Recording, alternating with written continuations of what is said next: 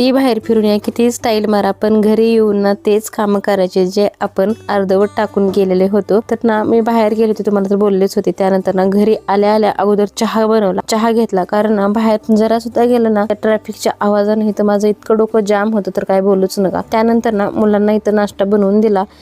स्वयंपाक तर होता पण त्यांना ना नाश्ता पाहिजे होता, त्यासाठीच मग त्यांना सुशाला बनवून दिला. आणि तुम्हाला मी अगोदरही सांगितलं होतं की मला जास्त पोहे आवडत नाहीत, मी सुशालाच बनवते. त्यांना कांदा कट करून घेतला आणि मिरची सुद्धा कट करून घेतली आणि साधा सिंपल असा ना सुशाला बनवला आणि मीही खाल्ला.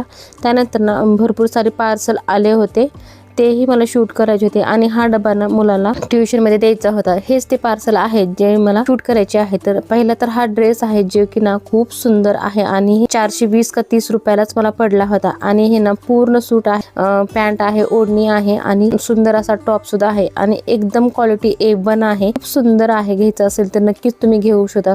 तुम्हाला ना प्रोडक्ट मी टॅग करते किंवा ना कम्युनिटी पोस्टला तिथे नक्कीच चेक करा. उद्या 2 वाजता मी लॉंग व्हिडिओ टाकणार आहे, त्यामध्ये सुद्धा तुम्हाला या ड्रेसची लिंक मी नक्कीच देईन. व्हिडिओ आवडल्यास लाईक, शेअर, सबस्क्राईब करायला विसरू नका.